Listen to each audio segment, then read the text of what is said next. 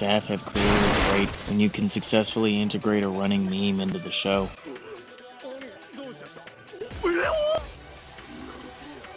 BIRDY the Mighty DECODE is a show I went into with no expectations. It's a fairly underground show with a relatively small and quiet fanbase, which is a shame because it's pretty damn good. I found the complete DVD set for an absolute steal of a price at the best place on earth, and after remembering the few mildly interesting clips I'd seen of it, decided it was a worthwhile pickup. And man, was I ever right to get this show. For one, Funimation's rights to the show expired last year, so it's very difficult to find a reasonably priced copy of it. And two, this show just kicks ass.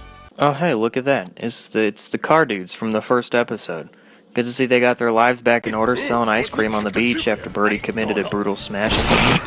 DECODE is a 2008 anime produced by A1 Pictures and directed by Kazuki Akane, who's slowly becoming a favorite of mine the more and more shows of his I watch. The show has 2 seasons, 13 and 12 episodes each, and 1 OVA to cap it all off with a brisk total of 26. Now before I get any farther, this review is going to contain some minor spoilers from the first season, so be warned, but I can't talk about it properly without delving into some of the plot points. The plot here isn't exactly super complicated. It's about a space police officer girl named BIRDY who chases down space criminals who are on Earth. While in pursuit of some criminals who are in possession of a super bad death weapon, she accidentally kills our other main character, Tsutomu Senkawa, through the power of intergalactic science. Tsutomu's body is able to be repaired, but for the time being, his consciousness lives on in BIRDY's body and she's able to alter her look to look like him so he can continue to live out his normal life. It sounds complicated when I tell you, but it's actually pretty simple if you just watch the show. Although this does lead to some moderately unbelievable scenarios, even for a science fiction show, like the episode where BIRDY goes back to her home planet for a few days.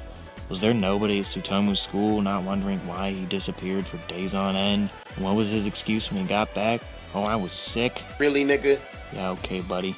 I'm not buying it. Also, this dude sniffing around in public like that and not getting arrested. Oh. Okay, I spoke too soon.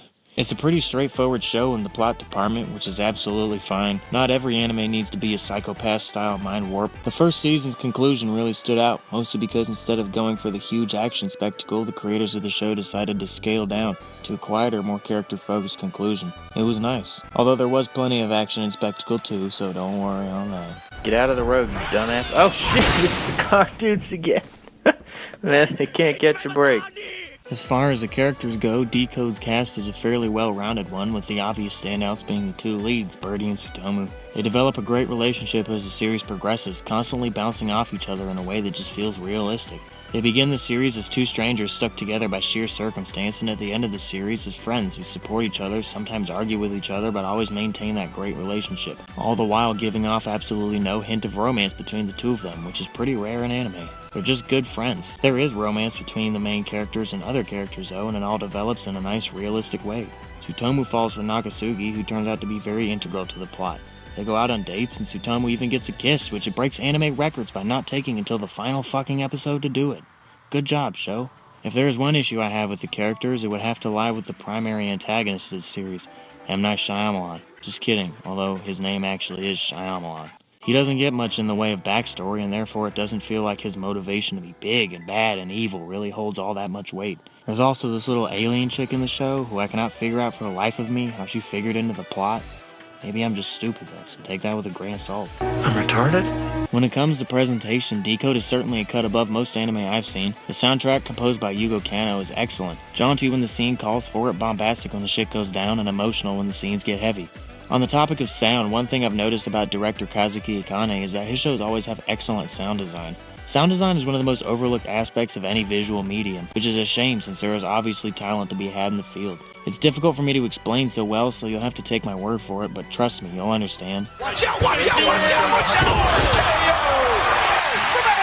Every zap or explosion or swoosh or zoom in DECODE fits perfectly with the events of the scene in a new and satisfying manner.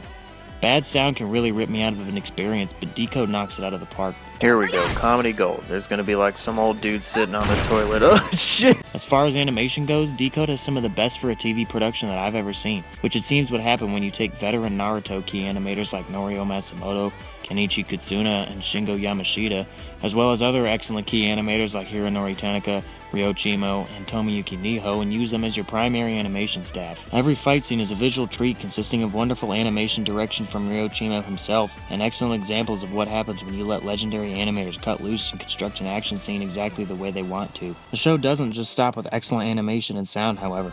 The character designs here are wonderfully inventive, from the standard human-looking characters to the intricate designs of all the alien life forms. A lot of variety is on display here. Every character has a distinct look, and that's a good thing because DECODE has a lot of characters bouncing around. There's even an entire race of dog people to keep the furries satisfied. It doesn't just stop with the characters either. The backgrounds in the show, especially when taking place on Birdie's ship or her home planet, are fantastic and really assist in involving the viewer. Overall, Birdie the Mighty DECODE is a really underappreciated gem. It might not have the most original plot, but more than makes up for that with excellent visuals and wonderful sound design. The characters are mostly solid, and the show wraps up in a very satisfying way once the 13th episode rolls around. And then there's the second season. Now, I won't be able to talk about the second season in a very concise manner, not because it's bad or because I didn't like it or anything like that, mostly because my jaw was on the floor for the majority of the second season, and I spent so much time having to pick it up I barely had time to take any notes down while I was watching.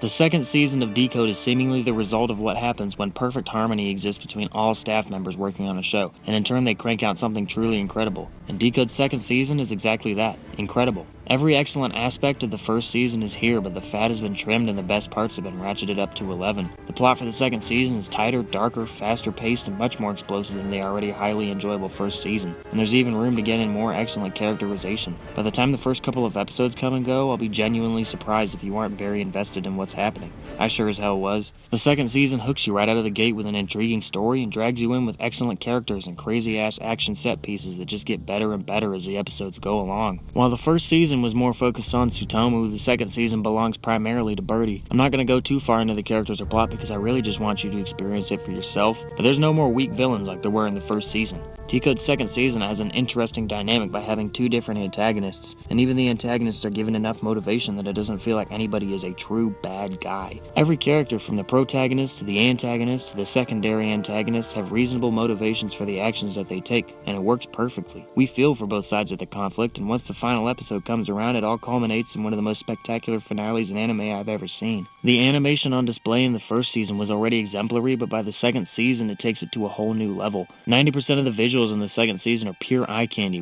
which shows that the staff of DECODE were all willing to work together and create something truly special. Look at this cut of this guy walking up the stairs. There's no reason for it to be this well framed, directed, and animated, but it is. Every key animator here is at the top of their game, deftly mixing background animation, complex line work, effects animation, character acting, and really just about every animation style to create one of the most visually stunning 12 episodes I've ever seen. Don't believe me? Just ask Zack Snyder.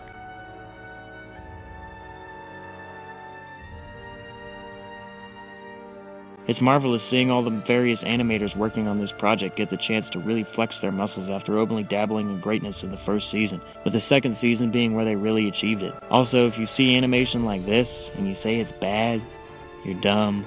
But that's not to say it wasn't without its hiccups though. Episode 7 had several scenes being almost entirely re-animated for the DVD releases because the version aired on TV had to be rushed to be put out on time.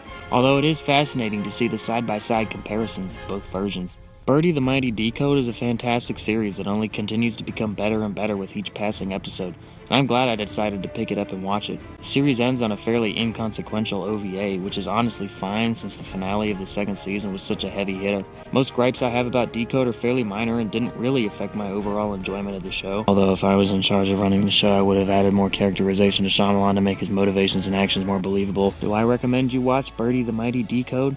Hell yes. Unfortunately, Funimation's rights to the show are expired, so the only way to legally watch it, as far as I know, is to find a used copy of the DVD. They're probably kind of expensive, unfortunately. Anyway, that's it for me. I hope you enjoyed this video. Be sure to check out my previous review. Subscribe to the channel, I guess, if you like what you saw here, and have yourself a nice little day. Hey, bye!